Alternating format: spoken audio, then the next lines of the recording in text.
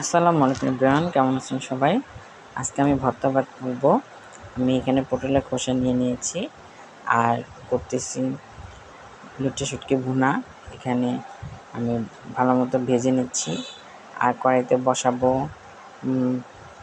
খুদের ভাত। এখানে রসুন, পেঁয়াজ, শুকনো মরিচ, কাঁচামরিচ ভালো মতো ভেজে নিচ্ছি তেলে। তারপর আমি এখানে চাল দিয়ে একটু ভেজে করে নিব। এই যে আমার খুদের ভাতটা প্রায় হয়ে এসেছে। এখানে এখন আমি সামান্য পরিমাণ ধনেপাতা দিব। ধনেপাতা দিয়ে ভালো মতো নেড়ে দিয়ে আবার দমে রেখে দেব। এই যে আমি ধনেপাতা দিয়েছি এবং একটু ধনেপাতাটা যেন সব জায়গায় মিশে সেজন্য ভালো মতো নেড়ে দিচ্ছি। অন্য কড়াইতে আমার লটে শুটকি ভুনাটাও হয়ে আসছে, ওটা প্রায় হয়েই গেছে। আর একটু ভাজা ভাজা করব। এই যে আমার লটে শুটকি ভুনাটা হয়ে গেছে। এখন আমি পরিবেশন করছি কি ভর্তা করেছি।